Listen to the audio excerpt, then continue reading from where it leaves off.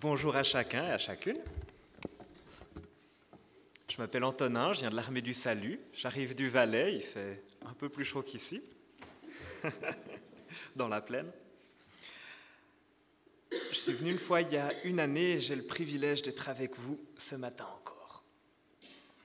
Je vous propose ce matin d'aller dans l'épître aux Philippiens.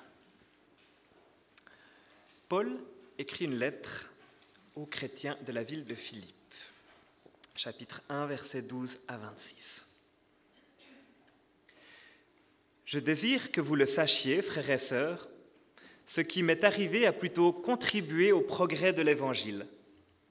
En effet, dans tout le prétoire et partout ailleurs, personne n'ignore que c'est pour Christ que je suis en prison.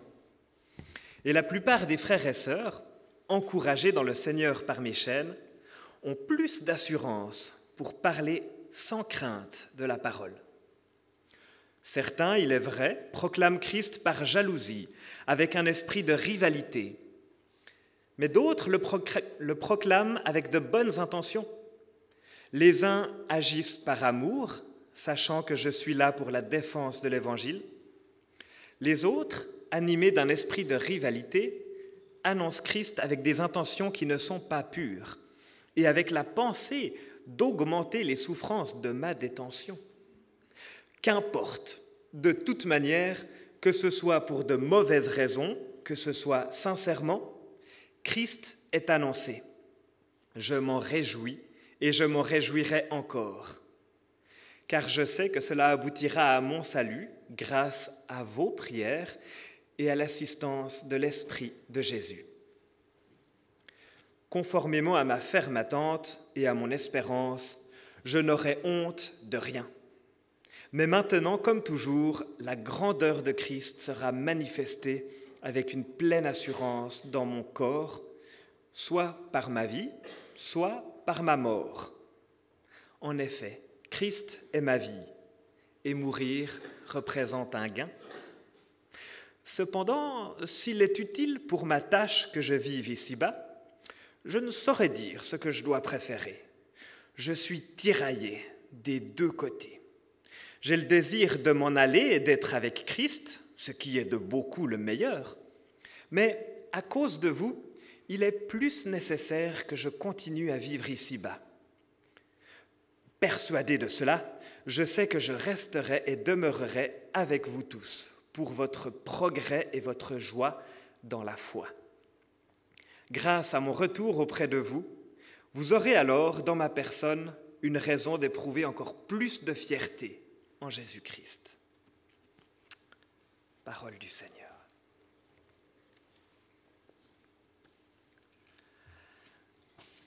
Paul est dans le pétrin.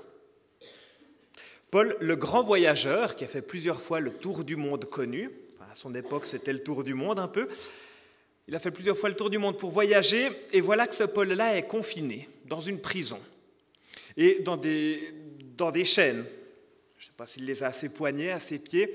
En tout cas, les conditions de détention de Paul sont assez différentes de ce qu'on a dans nos prisons suisses. Paul est humble. Il ne dit pas grand-chose là-dessus. Il parle simplement au verset 12 de ce qui m'est arrivé. Bon. Il attire surtout l'attention sur les retombées positives. Je vais prendre le petit gligli. Hop. Voilà.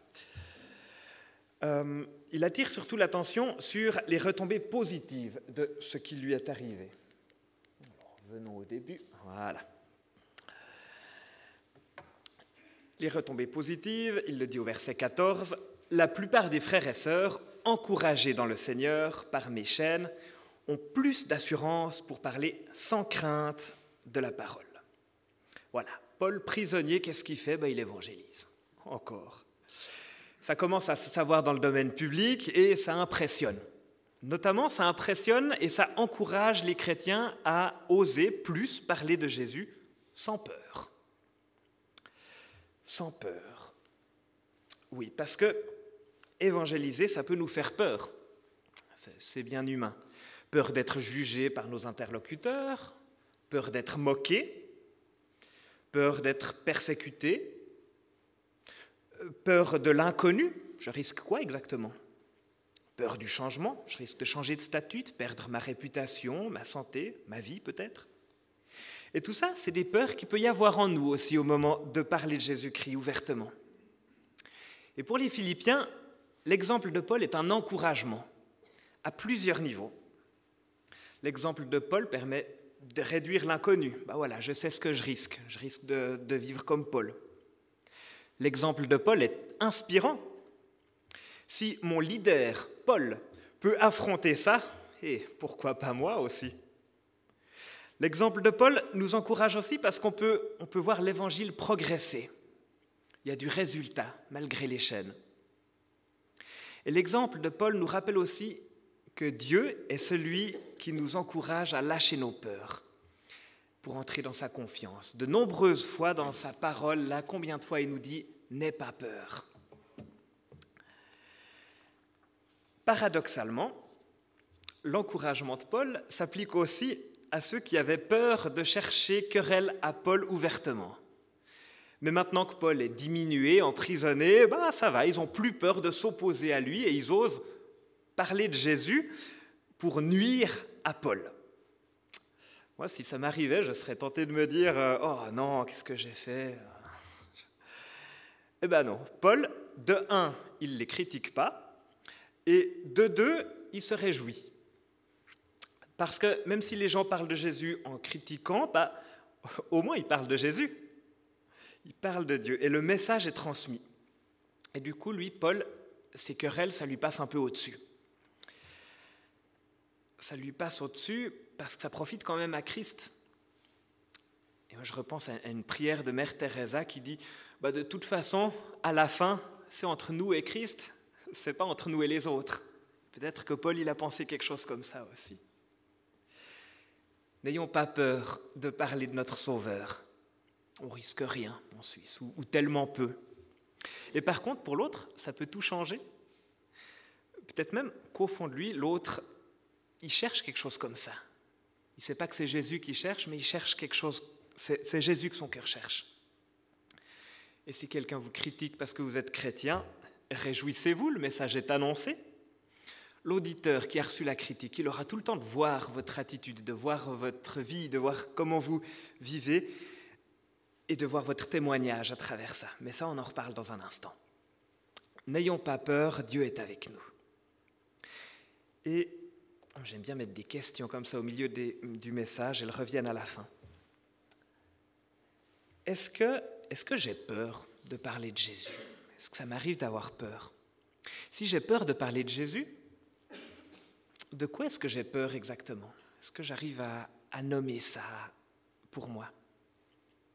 Et une fois que j'ai nommé ça, est-ce que j'ai peur pour ma réputation? Est-ce que j'ai peur d'être mal vu? Est-ce que j'ai peur de déranger l'autre? Cherchons ce qui nous retient et remettons ces peurs à Dieu.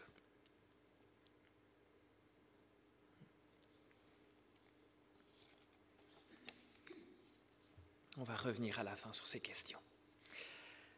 Comment parler de Jésus? Alors la dernière fois que je suis venu, j'avais parlé de Paul et Barnabas, qui nous donnent un exemple dans la ville d'Éphèse, je crois. Et ici, on a un autre exemple qui nous permet de dire des choses et d'être encouragés. Paul, en prison, peut quand même évangéliser efficacement grâce à ses chaînes. Alors, ce n'est pas des chaînes magiques, c'est plutôt l'attitude de Paul dans ces chaînes qui est marquante. Les gens voient comment est le cœur de Paul dans ces chaînes. Et les mots que Paul utilise pour parler de Jésus permettent de faire le lien entre Christ qui sauve, dont Paul parle, et l'attitude de Paul, ce qu'il vit. Ce Jésus dont Paul parle, on le voit vraiment impacter la vie de Paul, de ce Paul qui est prisonnier. Quand on parle de Jésus, il y a deux choses qui sont importantes, je crois. Il y a nos mots et notre attitude de vie. Nos mots sont essentiels pour que l'autre entende parler de Jésus et qu'il sache aussi à quoi attribuer notre comportement qui ne ressemble pas forcément à celui du reste du monde. Il n'y a pas forcément besoin de beaucoup de mots pour ça. Quelques mots, ça peut suffire. Et souvent, ce qui va toucher l'autre, au final, c'est de voir qu'on est cohérent avec ce qu'on dit, de voir comment on vit, de voir notre attitude, de voir notre comportement, de voir ce qu'il y a dans notre cœur et de voir que tout ça, c'est impacté par ce Dieu auquel on croit. Et c'est ça qui va faire que nos mots sonnent justes. Alors, je ne suis pas en train de vous dire qu'il faut s'appliquer à afficher une vitrine de bons chrétiens. Ça, ce serait un peu de l'hypocrisie. Ce que je veux dire, c'est que les gens vont de toute façon voir ce qu'il y a dans notre cœur. On ne peut pas cacher ce qu'il y a dans notre cœur, ou pas longtemps en tout cas. Et ce qu'il y a dans notre cœur, souvent c'est ça qui va toucher l'autre. Et ce qu'il y a dans mon cœur, ça parle plus fort que mes mots.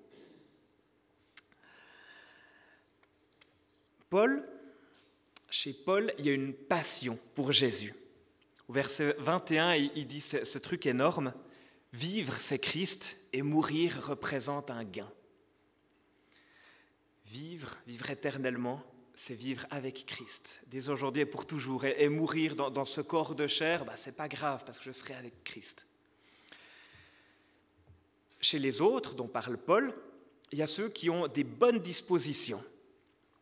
Et puis il y a aussi ceux qui ont simplement envie de chercher querelle. Et chez nous aussi, il peut y avoir toutes sortes de sentiments qui se baladent là-dedans, des sentiments positifs ou négatifs qui nous habitent au moment où on parle de Jésus. Alors, si je réfléchis un peu, moi, quand quelqu'un me parle avec amertume, dans mon cœur, je le plains. Quand quelqu'un me parle par devoir, alors si c'est un ami, je l'écoute poliment, et puis après, je vais passer à autre chose. Si quelqu'un me parle avec passion, j'ai envie de rentrer dans son univers. Il y a des gens qui ont des passions qui ne me passionnent pas du tout, le hockey sur glace ou je ne sais quoi, et s'ils me parlent avec passion, ça me donne envie d'en savoir plus. Qu'est-ce qu'il y a dans ton cœur quand tu parles de Jésus? Je crois que c'est important d'être au clair avec ce que mon cœur contient. Paul, il est tiraillé, et il l'explicite, il le dit, je suis tiraillé, d'un côté je veux être avec Jésus, mais d'un autre côté j'aimerais bien rester pour vous, les Philippiens. Et ce qu'il y a dans notre cœur, c'est pas gravé dans le marbre non plus, ça peut changer, on peut travailler dessus. Et je crois que c'est important de faire un peu d'entretien dans notre cœur. Alors, je pense qu'il y a notamment deux choses. Je crois que la repentance, c'est un peu le robinet de vidange, pour vidanger le cœur. Et puis la prière, avec tout ce que ça contient, au sens large, c'est un petit peu le robinet d'eau pure pour remplir mon cœur. Et toi, qu'est-ce qu'il y a dans ton cœur quand tu parles de Jésus? Pourquoi est-ce que tu parles de Jésus? Qu'est-ce qui te motive à parler de Jésus quand tu le fais? Qu'est-ce qu'il y a dans mon cœur quand je parle de Jésus?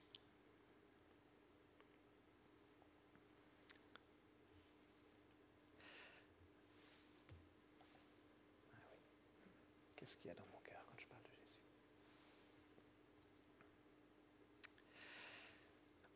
On reviendra là-dessus. Au verset 20, Paul dit qu'il n'aura honte de rien.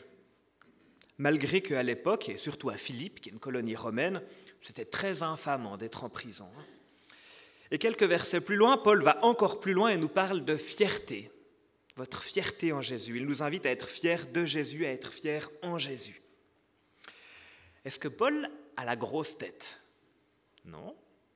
Est-ce que Paul est peut-être un peu orgueilleux tout à coup? Non. Mes amis, l'orgueil, c'est la fierté d'un cœur qui ne se connaît pas lui-même. Il se gonfle d'orgueil pour ajouter du vide, pour avoir l'impression d'avoir l'air plus gros. Est-ce que Paul manque d'humilité? Non. Il existe des fiertés qui sont tout à fait compatibles avec l'humilité. Paul est humble, il ne dit pas toutes les difficultés qu'il vit en prison, mais il montre qu'il est fier de Christ. Et pour nous aussi, lorsque ma vie, c'est Christ, comme Paul, passionné, ma vie est Christ, mon cœur est rempli de Christ. Non seulement je n'aurai pas honte de lui, mais je peux être fier de Christ et fier de moi en Christ. Chers amis, est-ce que vous êtes fiers de votre Dieu? Ou plus précisément, précisant la question, à propos de quoi est-ce que vous êtes fiers de votre Dieu? J'aimerais vous inviter à vous poser cette question parce qu'elle nous aide à voir comment est la place que Dieu occupe dans notre cœur. et à parler de ce dont nous sommes fiers à propos de Dieu. Je demandais avant ce qui vous motive. Ici est en vous un élément de réponse. À propos de quoi est-ce que je suis fier de mon Dieu? Et si vous n'êtes pas fier de Dieu, c'est possible aussi, vous pouvez vous demander pourquoi ou à propos de quoi est-ce que je ne suis pas fier de Dieu? Et n'hésitez pas à en parler aussi, entre frères et sœurs surtout.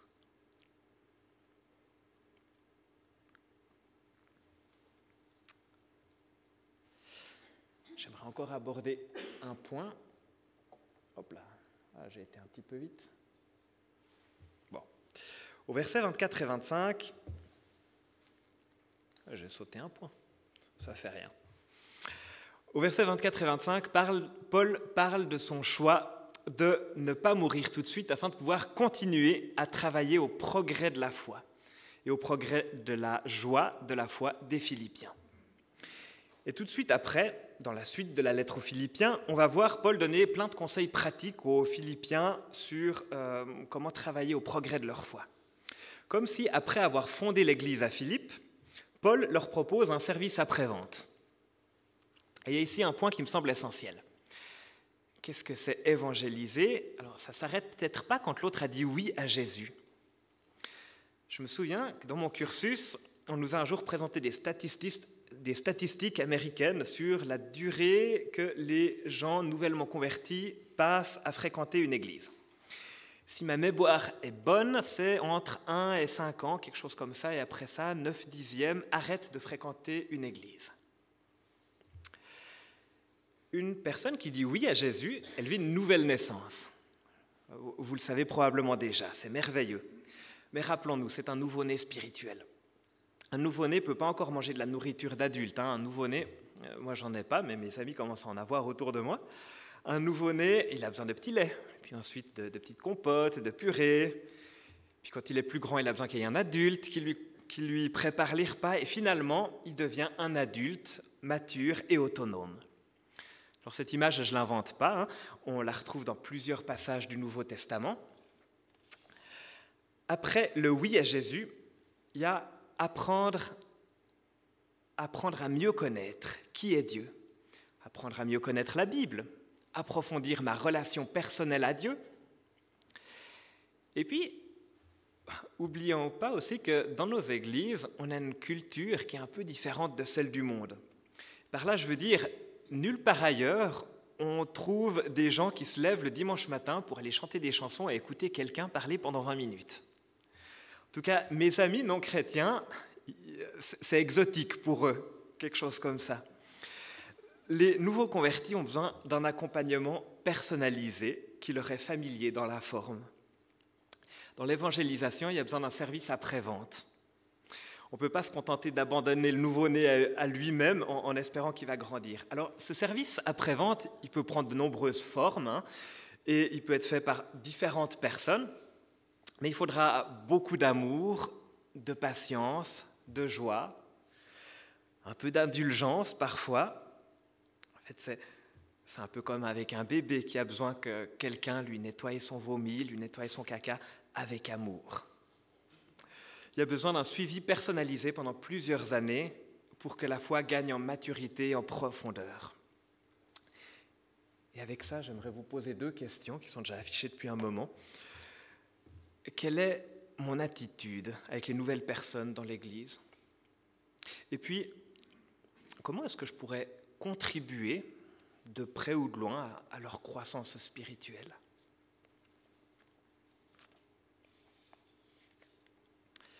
Voilà, j'ai posé plusieurs questions et je vais les réafficher maintenant.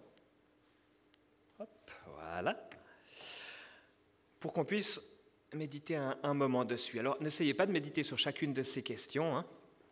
Prenez celle qui vous interpelle le plus et invitez l'Esprit Saint à venir en vous, méditer avec vous. C'est une prière introspective à laquelle je vous invite.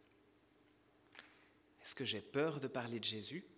De quoi est-ce que j'ai peur exactement? Est-ce que je peux remettre ces peurs à Dieu? Qu'est-ce qu'il y a dans mon cœur quand je parle de Jésus? Pourquoi est-ce que je le fais? Qu'est-ce qui me motive? est-ce que je suis fier de mon Dieu? Et si oui, à propos de quoi est-ce que je suis fier de mon Dieu? Quelle est mon attitude avec les nouvelles personnes dans l'Église? Et comment est-ce que je pourrais contribuer, apporter ma pierre à l'édifice pour leur croissance spirituelle? Je vous invite à un moment de prière. Et ensuite, je prierai pour conclure.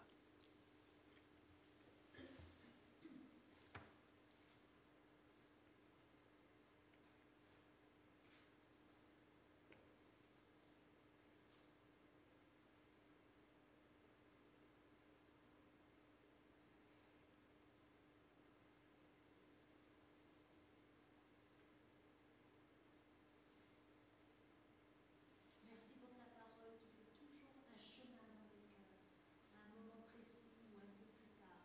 Merci pour cette parole qui construit, qui structure notre être intérieur. Amen.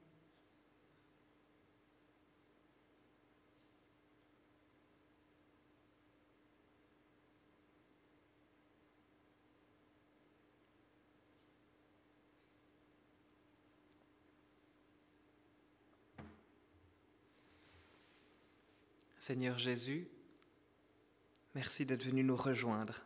Merci d'être venu nous sauver. Merci pour ta présence parmi nous. Dieu qui nous transforme, Dieu qui nous fait vivre, voilà, on te prie. Aide-nous à déposer nos craintes, nos peurs de parler de toi. Aide-nous à mettre de l'ordre dans nos cœurs quand on parle de toi. Aide-nous à nous reconnaître fiers de toi, fiers de qui tu es, fiers de ce que tu fais. Aide-nous à aimer pleinement ceux qui te découvrent avec ton amour. Saint-Esprit, tu connais les prières que chacun de nous a formulées dans son cœur ce matin. Saint-Esprit, merci d'avance pour les réponses que tu nous donneras à chacun d'entre nous. Gloire à toi, Dieu vivant. Amen.